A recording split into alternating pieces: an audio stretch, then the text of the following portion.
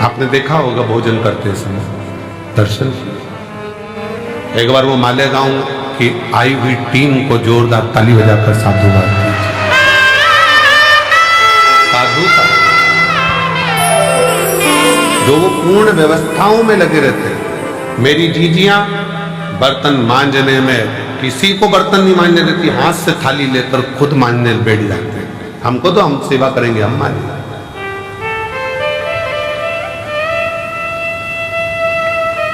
कितना फल होगा, कितना कितना बटोरोगे रे, कितना।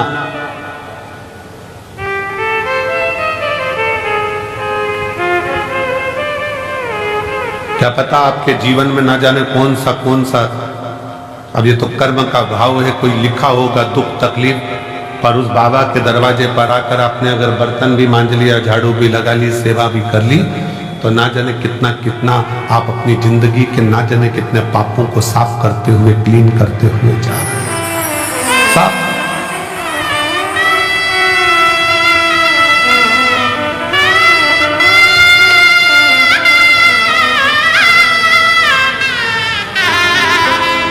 और ये अंदाजा मत लगाना कि केवल तुम ही सफाई करते हो, अहंकार मत लाना। हम हमारे कक्ष में जा रहते हैं, उसके बाहर जो हाल है, हाल से बाहर जहां पर भंडारा रखा रहता है, आप लोग कई बार वहां से निकल कर आए भी होंगे, देखा भी, वो फूल भी टंगे उधर साइड। वहां जितने लड़के लोग काम कर रहे हो कल परसों, उनसे पूछना कि सियोर वाला महाराज भी वहां पर झाड़ू लगा रहा होता है, वहां सेवा कर रहा होता है, उसका फल ये।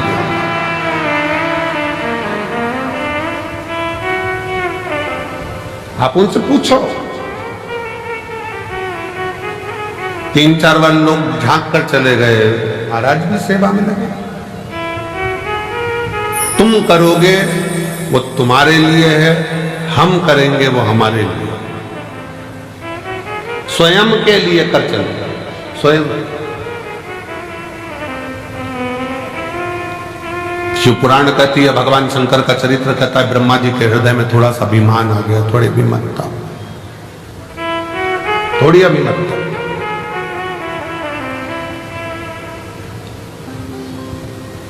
और जब व्यक्ति के हृदय में थोड़ी सी ईर्ष्या, थोड़ा अहंकार, थोड़ा लोभ, थोड़ी तृष्णा, थोड़ी वासना, थोड़ा काम जागृत होता है, तब उसकी बुद्धि बिगड़ जाती है, सोच बिगड़ जाती है, वो दूसरे का अपमान करना चालू कर देता है। ब्रह्मा जी ने करा क्या? शिव जी का अपमान।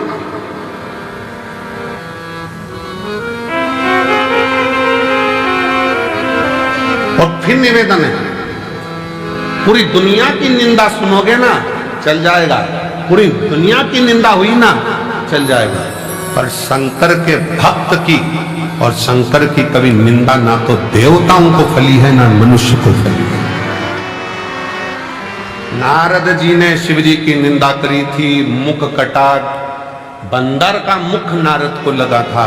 भगवान नारायण ने निंदा सुनी थी तो भगवान विष्णु का मुख कटा था, घोड़े का मुंह लगा था। भगवान विष्णु का भी सिर कटा है, केवल निंदा सुनने के चक्कर में तो घोड़े का मुंह लगाया गया।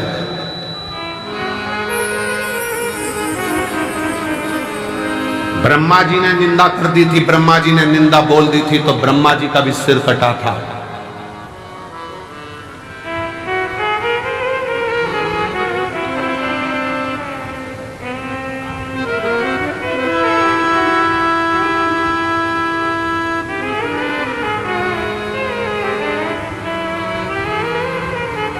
बहुत कठिन है महाराज। द्रौपदी का चीर खिंचा रहा था, साड़ी खिंचा रही थी, पांडव बैठे बैठे देख रहे थे, पर किसी की सामर्थ्यता नहीं थी उन पांडवों में कि द्रौपदी की साड़ी को बचाना। किसकी सामर्थ्यता होगी? और केवल यह पांडवों की कथा नहीं, अपनी भी कथा है। साड़ी खिंचाई तो पांडव देखते रहे, और अंत समय में जब प्राण छूटेंगे तो नाड़ी खिंचाएगी शरीर की।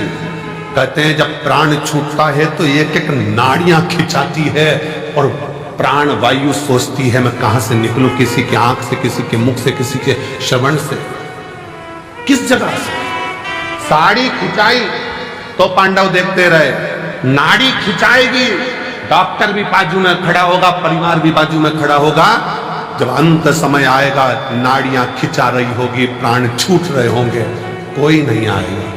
साड़ी खिंचाई तब भी द्वारका नाथ आया, और नाड़ी खिंचाई, तुमने अगर कथा सुनी तो भोलेनाथ जरूर आएगा, ये निश्चित है। साड़ी के समय पर भी द्वारकाधीश पहुंचे थे, तो नाड़ी के समय पर भी द्वारकानाथ आएंगे, शिव आएगा। साड़ी के समय पर भी सब बैठे देखते रहे, पूरी सभा लगी हुई थी और सब देख रहे थे द्रौपदी की साड़ी खिंचा रही है। और नाड़ी खिंचाने के समय पर सबको बता दिया जाएगा, थोड़ा सा समय बचा है, गंगा जल डाल दो मुंह में, प्राण छूटने वाले हैं, जल्दी से कुछ कर दो। जाएंगे लोग, तुलसी का पत्ता तोड़कर लाएंगे, मुंह में डालेंगे, गंगा जल लाएंगे, मुंह में डालेंगे।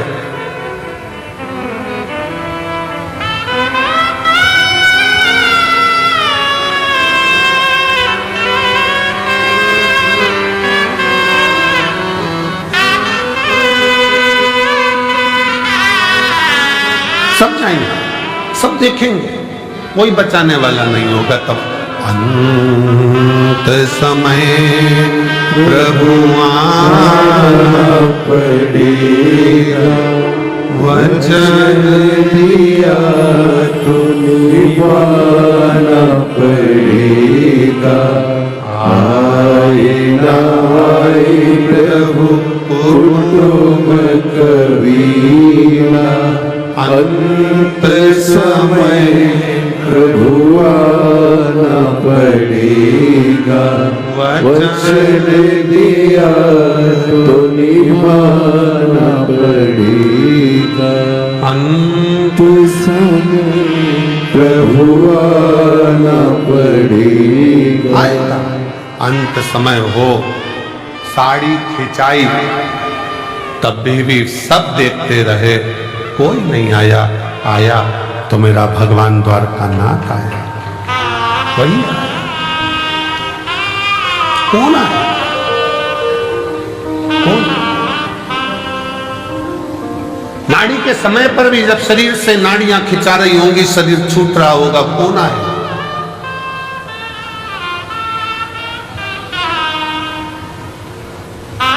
कौन? शीश गंगा की था गले सर्वो का महादेवा, बोले कैसे करूं सेवा। तब तुमने जो एक लोटा जल चढ़ाया है, टीवी पर कथा सुनी या मोबाइल पर कथा सुनी, चाहे कुबेरेश्वर धाम के कंकर शंकर की भूमि पर कथा सुनी, तब कोई आए चाहे ना आए, मेरा भगवान शंकर जैसे देवराज के लिए नंदी लेकर आया, जैसे बिंदु के लिए ईश्वर जी गोरा जी बनकर आया, अंत समय में आप हो चाहे हम हो चाहे दुनिया का कोई हो, एक लोटा जल का फल देने के लिए वो शंकर जरूर आएगा।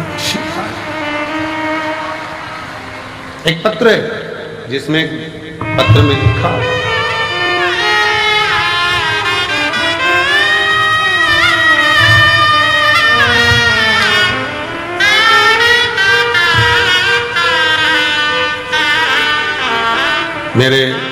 मेरा नाम राधा गुप्ता है, मेरे पति का नाम संजीव कुमार गुप्ता है। मैं इटावा की रहने वाली हूँ, उत्तर प्रदेश की। मेरा मोबाइल नंबर ये है। अभी मैं वर्तमान में दिल्ली में रहती हूँ, कहीं बैठी हूँ, हाथ हिला सकती हैं। राधा गुप्ता, पति का नाम संजीव कुमार गुप्ता। बेटी आ जाओ, एक बेलपत्र ले जाना, आ जाइए। अभी वर्तमान में मैं दिल्ली में रहती हूँ, इटावा की रहने वाली हूँ। पहली कथा मैंने कुबेरेश्वर बाबा के धाम में आकर 2022 का रुद्राक्ष महोत्सव में सुनी थी। किसी के मुख से सुनकर आई थी कि रुद्राक्ष महोत्सव में जब हम जाते हैं तो मेरा बाप, मेरा पिता बेटी को जैसे विदाई देता है वैसा ही हमको कुछ ना कुछ देकर भेजता जरूर है। गुरुजी कुबेरेश्वर धाम में आई, रुद्राक्ष तो उस समय पर मिला नहीं, पर बाबा की कथा जरूर मिली। दिल से सुनते, बहुत भीड़, बहुत, और वही भीड़ का नजारा आज देख रही हूं जैसा मैंने 2022 में देखा था। वही गुरुदेव बाबा से कहकर गई थी कि दिल्ली में रह रही हूं, पर किराए के मकान में रहती रहती 15 साल हो गए, कुछ भी नहीं, हालत ठीक नहीं, परेशान हूं, इसलिए यहां पहुंची हूं। बाबा अपनी बेटी को जरूर देना, खुद के मकान में रहूं, खूब कृपा मेरे ऊपर करना। गुरुदेव 22 का रुद्राक्ष उत्सव करा, बाबा की ऐसी कृपा हुई, 1.5 साल लगा और बाबा ने 15 साल बाद मेरा खुद का मकान दिल्ली में बनवा दिया। बाबा मेरे गले में गांठ हो गई थी, दिल्ली के एम्स में दिखाया तो डॉक्टर ने गांठ को साधारण नहीं बताया, इसकी जांच होगी, कराने के लिए, जांच कराने के लिए इसका निकालना पड़ा। 1-2 दिन के अंदर ही गांठ का ऑपरेशन होना था। फिर बाबा का रुद्राक्ष उत्सव चल रहा था, आ गई, बाबा से फिर विनय कर गई, बाबा शरीर में गठान आ गई है गले में, डॉक्टर कैंसर जैसी बीमारी का योग बता रहा, कुछ कहो ना बाबा। विनय कर कंकर शंकर पूजन कर फिर चली गई। 15 दिन डॉक्टर से मांगे थे और 15 दिन में 2 दिन आकर बाबा को प्रार्थना कर जल चढ़ाती, पीती, बाबा को नमन कर चली गई और फिर जाकर जांच कराई, मेरी गले की गांठ गल चुकी थी, उसमें काल नहीं थी। बाबा क्या क्या वर्णन करूं, शिव शिव है, शंकर शंकर है। आपको लगता है कि वो सहज हो, सरल हो, पर उसको समझने वाला चाहिए, जिसकी पूरी जिंदगी निकल जाती है तो नहीं समझ पाता कि शिव क्या है, शंकर क्या है।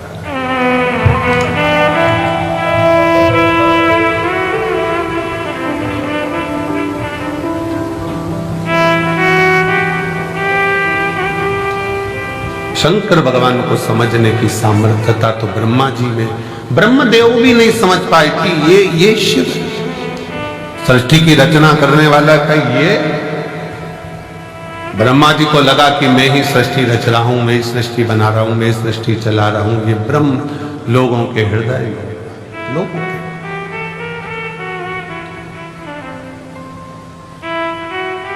ये दुनिया के लोगों की दृष्टि में है कि मैं कर रहा हूं, पर करते हो भोले बाबा, मेरा नाम भोले आपकी कृपा से सब काम हो रहा है। मैं तो नहीं हूँ काबिल, तेरा पार कैसे पाऊं, टूटी हुई वाणी से गुणगान कैसे गाऊं, करता नहीं सरेआम हो रहा है, करता नहीं कुछ भी हो, सरेआम हो रहा है।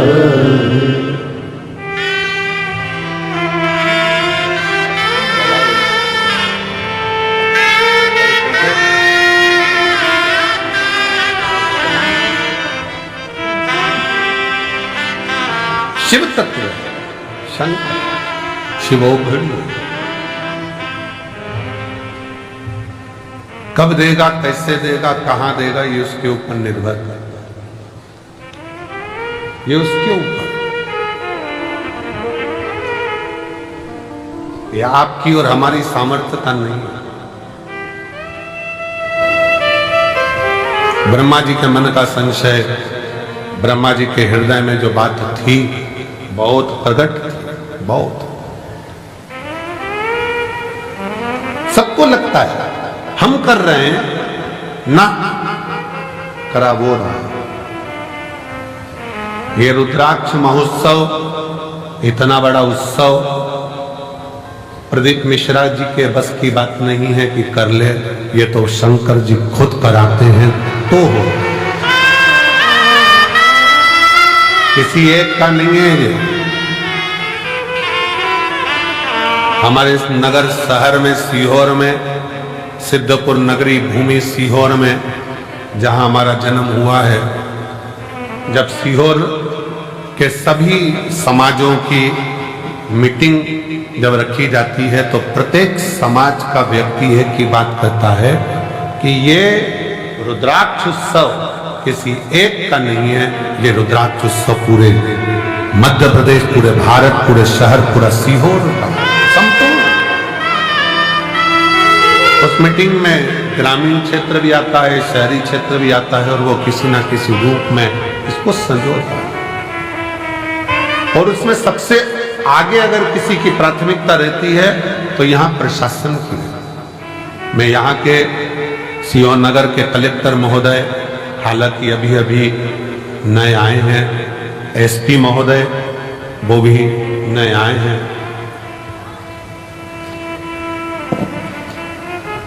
पंचायत अध्यक्ष मोहिदिका वो भी अभी अभी आई हैं।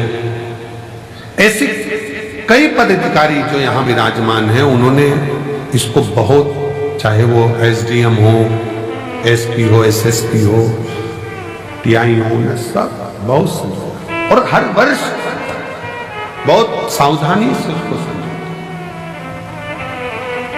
बहुत सावधानी।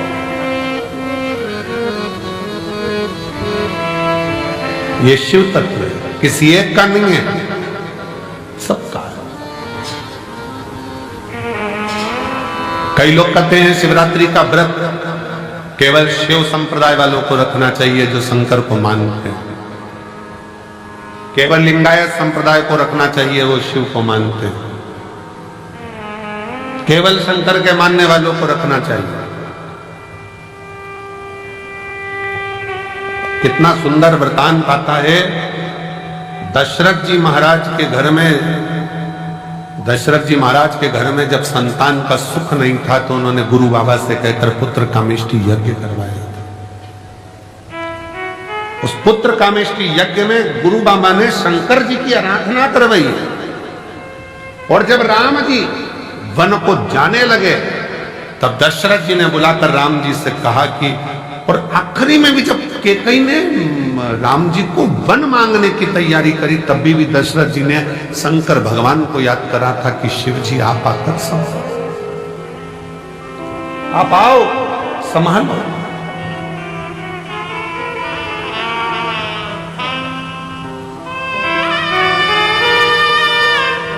यशोदा जी की माताजी पाटला देवी, बेटियों के घर में संतान है, पर पाटला देवी अपनी बेटी यशोदा के घर में जब संतान का सुख नहीं देखती हैं तो भी मन में सोचती हैं कि मेरी बेटी के घर संतान। पाटला देवी इतनी आराधना करती थी यमुना जी के घाट पर। पाटला देवी यमुना जी के घाट पर आराधना करती थी तो शिव ने एक वृद्ध के रूप में आकर कह दिया कि यशोदा रानी अगर श्रावण की पूर्णिमा के दिन ब्राह्मणों का, संतों का भोजन कराएगी तो यशोदा रानी की गोद में लाल जरूर आएगा।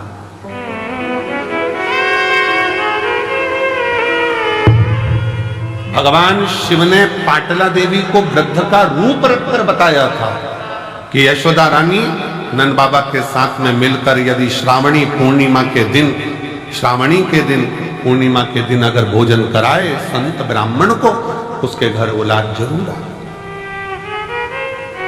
अब दुनिया के लोगों को लगता है महाराज जी तो ना जाने उपाय बताते रहते हैं, कोई कुछ बोलेगा, कोई कुछ बोलेगा, कोई कुछ बोलेगा। अब स्वयं शिव जी ने आकर कोई उपाय बताया, गुरु बाबा ने पुत्र कामेष्टि यज्ञ का उपाय बताया, नारद जी को श्राप से मुक्त होना है तो उपाय बताया, अन्य देवताओं को श्राप मुक्त होना है तो उपाय बताया। ये उपाय हमारे शास्त्रों में जो चीजें शिव महापुराण में बताई जाती है कि बेलपत्री को ऐसे चढ़ा देना, बेलपत्री पर शेर लगा देना, काली मिर्ची को ऐसे चढ़ा देना, सरसों का फूल ऐसे चढ़ा देना, चंपा का फूल ऐसे चढ़ा देना, दुर्वा को ऐसे चढ़ा देना, जल को चढ़ाने का विधान इसके लिए ऐसा है। ये सारे विधान कौन? कोई सियोर वाला महाराज अपने हृदय से नहीं पैदा करता, शास्त्रों में से ढूंढ ढूंढ कर सारे शास्त्रों का समावेश कर कर फिर उसमें से लेकर फिर जनमानस के बीच में ये आते हैं तो जनमानस का कल्याण करते हैं। जिसने शिव महापुराण की अच्छे से पढ़ाई नहीं, शिव महापुराण को केवल ऊपर से पढ़ लिया, शंकर जी की शादी कर दो, गणेश जी को ब्याह कर दो, उनके घर में छोरा छोरी हो गए और भगवान ने अंधकासुर को मार दिया, तृणावत की कथा आ गई और लोगों ने बस ऊपर ऊपर से पढ़ लिया कि ये कथा बस इतनी ही रहेगी। छोड़ो, अब अंदर प्रवेश ही नहीं करे, क्या जाने। शिव महापुराण को समझने के लिए पूरी जिंदगी निकल जाए तो ना समझे पूरा। इस कंकर शंकर की भूमि को जानने के लिए तपस्वी भी तप कर करके रह जाएं तो समझ में नहीं आएगा कि ये कंकर शंकर की भूमि में ऐसा क्या है कि लोग 3 महीने के अंदर वापिस आ जाते हैं। ऐसा क्या है?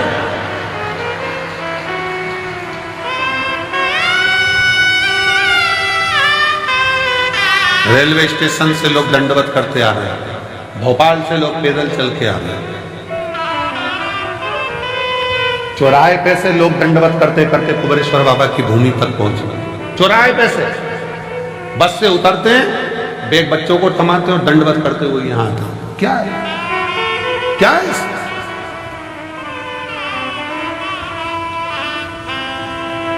समझने के लिए पूरा जीवन पूरा जीवन।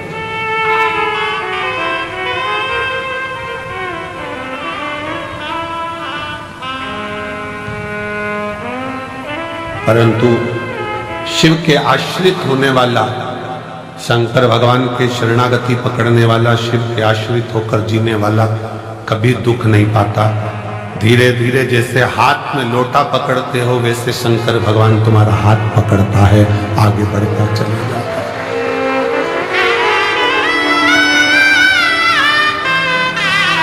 तुमको अपने हाथ में जल का लोटा पकड़ते हो, शंकर भगवान तुम्हारा हाथ पकड़ता है, हाथ।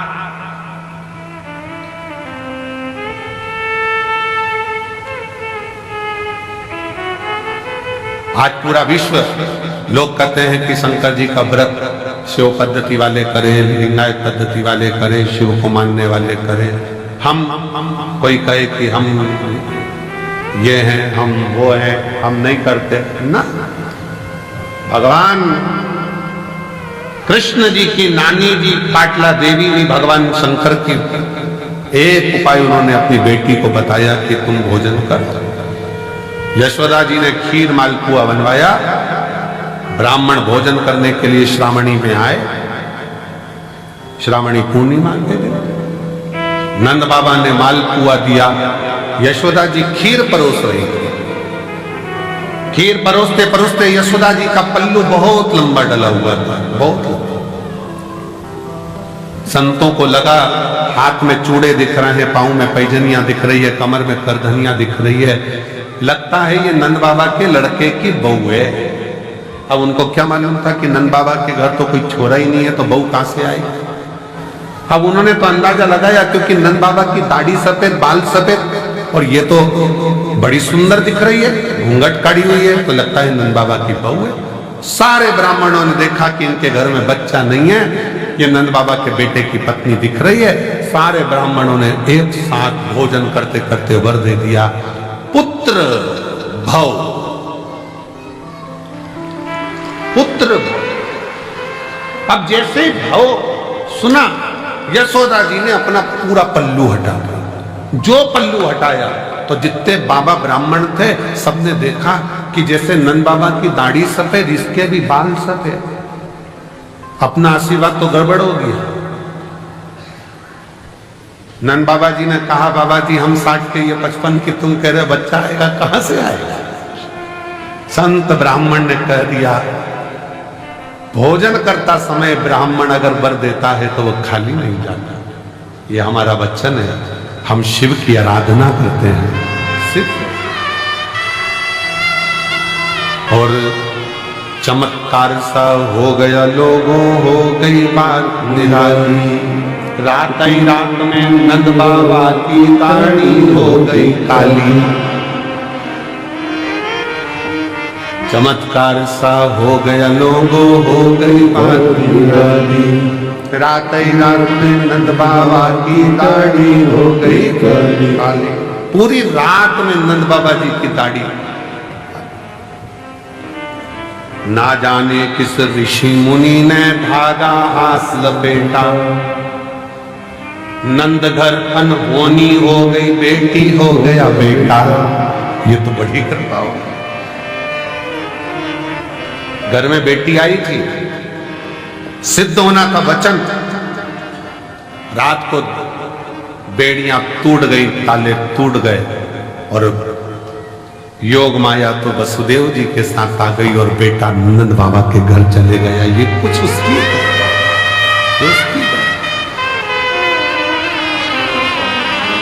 ये उसकी उदारता और कृपा की ना हो जो आदत तुम्हारी तो सोनी अदालत तुम्हारी। गरीबों के दिल जगह न पाते तो किस दिल में होती इबादत तुम्हारी। तो किस दिल में होती इबादत तुम्हारी। वो शिव है, शिव शंकर।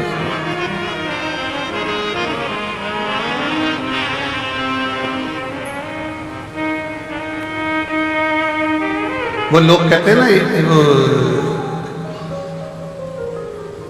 जहां जहां शिव पुराण की कथा होती है तो हम कहते हैं, वो लोग गुनगुनाते हैं ना, एक गीत किया यार खिलौने वाला,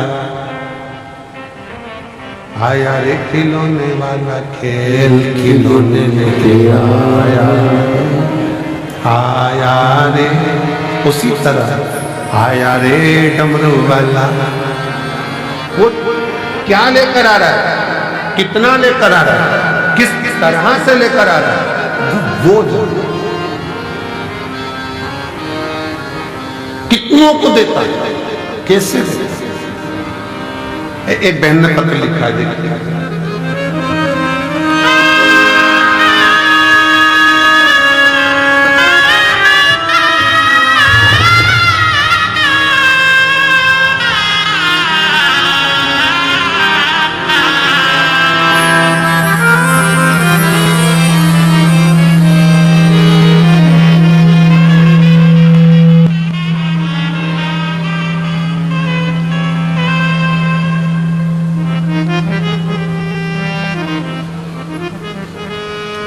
मेरा नाम सुनीता है, मेरे पति का नाम राहुल है। हम सेंधवा जिला बड़वानी मध्य प्रदेश से हैं। कहीं बैठी हो तो हाथ हिला सकते, अगर कहीं बैठी हो तो हाथ हिला सकते। मेरा नाम सुनीता है और मेरे पति का नाम राहुल है। हम सेंधवा जिला बड़वानी से हैं, मध्य प्रदेश के रहने वाले। कहीं बैठे हो तो हाथ हिला सकते हैं और अगर बच्चा आया हो साथ में तो ला सकते। हम आदिवासी समाज से हैं। हमारे यहाँ इतना भगवान की भक्ति नहीं है। क्षेत्र ऐसा है कि भक्ति करें भी तो लोग अब टॉर्चर करते हैं। अब आप कहते हो कि कुछ भी समस्या हो तो शिव जी को एक लोटा जल चढ़ाओ। हमारे घर में कई सालों से औलाद नहीं थी। डॉक्टर ने हमको बताया कि तुम्हारे गर्भाशय में गठान हो गई है और तुम्हारे गर्भाशय में गठान बता दी। डॉक्टर ने पेट में गठान बताई और डॉक्टर ने एक साथ कोर्स करने को कहा कि हो सके बन जाए, पर हमारे पास में पैसे नहीं होने के कारण हम 6 महीने का भी कोर्स नहीं ले पाए। तो अस्पताल में फर्क नहीं पड़ा। मेरी जीजियों फर्क तो पड़ जाता अगर तुम दवाई पूरी लो तो। दवाई तो लो, डॉक्टर 6 महीने का बोल रहा है 6 महीने की लो, 8 महीने का बोले 8 महीने की। डॉक्टर भी तो शिव का एक रूप है। फिर हमने बहुत सारे वेदों को भी दिखाया, सबको दिखाया, पर वो गांठ समाप्त नहीं हुई तो गर्भ ठेरा। आखिरी में हम आपकी कथा सुने चैनल पर, पंडित प्रदीप मिश्रा गुरु जी कथा आती है, वह देखो 2023 से हमने आपकी कथा सुनना प्रारंभ करी और बाबा की कृपा ऐसी हुई कि हमने कथा का रसपान ग्रहण किया और शिव जी पर भरोसा करा। बाबा से कहा बाबा गांठ नहीं गल रही है, बेलपत्री को खाना, जल पीना। शिव के मंदिर जाते लोग ठिठोली करते, आधे तो अपशब्द कहते क्योंकि मुझे संतान नहीं तो बांझ कर देते, पर मेरे बाबा ने ऐसी कृपा करी, कई सालों के बाद मुझे संतान का सुख दिया जिसका मैं फोटो लगा रही हूं। ये शिव। हम मानते नहीं थे, हम जाते नहीं। शिव करुणा कैसे करता है आप भले मानो चाहे नहीं मानो, अगर भूल से भी मन करा, चित्त करा, हृदय करा, भूलवश भी अगर शंकर के मंदिर में एक लोटा जल चढ़ाने पहुंच गए हो तो ये निश्चित है कि शिव संभाल लेता है और तुम्हारा दुख मिटा देता। संभाल।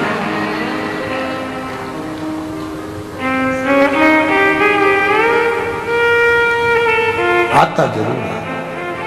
सुन के भक्तों की पुकार होके नंदी पे सवार काशी नगरी से आए हे मेरे भोलेनाथ। सुन के भक्तों की पुकार होके नंदी पे सवार काशी नगरी से आए हे मेरे भोलेनाथ। सुन के भक्तों की पुकार होके नंदी पे सवार काशी नगरी से आए हे मेरे भोलेनाथ। सुन के भक्तों की पुकार होके नंदी पे सवार काशी नगरी से आए हे मेरे भोलेनाथ।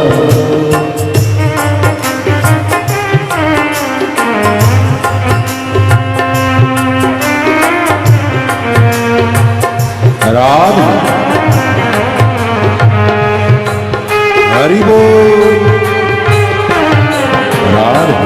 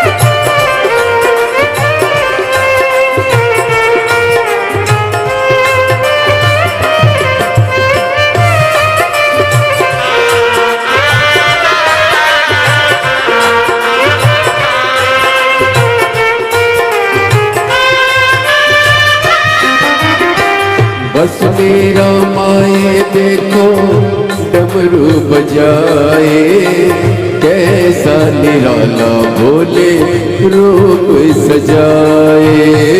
बस मेरा माए देखो डमरू बजाए, कैसा निराला भोले रूप सजाए। बस मेरा माए देखो डमरू बजाए, कैसा निराला भोले रूप सजाए। बस मेरा माए देखो डमरू बजाए, कैसा निराला भोले रूप सजाए। गले में सरकार होके नंदी पे सवार, काशी नगरी से आए है मेरे भोलेनाथ। सुन के भक्तों की पुकार होके नंदी पे सवार, काशी नगरी से आए है मेरे भोलेनाथ।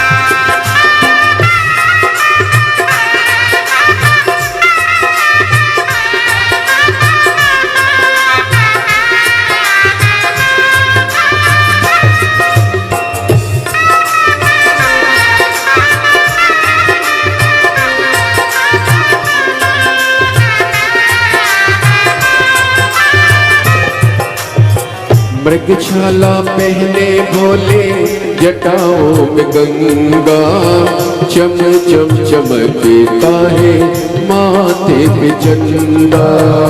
मृगशाला पहने भोले जटाओं में गंगा, चम चम चमकता है माथे पे चंदा। मृगशाला पहने भोले जटाओं में गंगा, चम चम चमकता है माथे पे चंदा। मृगशाला पहने भोले जटाओं में गंगा, चम चम चमकता है माथे पे चंदा। गौरा मैया करे सिंगार होके नंदी पे सवार, काशी नगरी से आए है मेरे भोलेनाथ। सुन के भक्तों की पुकार होके नंदी पे सवार, काशी नगरी से आए है मेरे भोलेनाथ।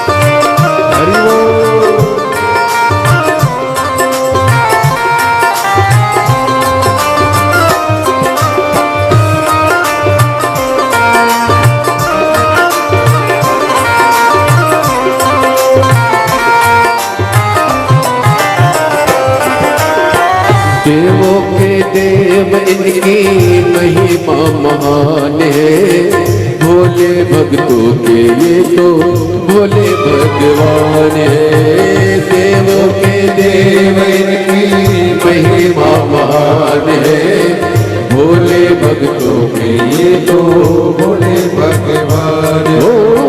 भोले के देव इनकी महिमा महान है, भोले भक्तों के ये तो भोले भगवान है। देवों के देव इनकी महिमा महान है, भोले भक्तों के ये तो भोले भगवान है। वो करने भक्तों का उद्धार होके नंदी पे सवार, काशी नगरी से आए है मेरे भोलेनाथ। उनके भक्तों की पुकार होके नंदी पे सवार, काशी नगरी से आए है मेरे भोलेनाथ। राम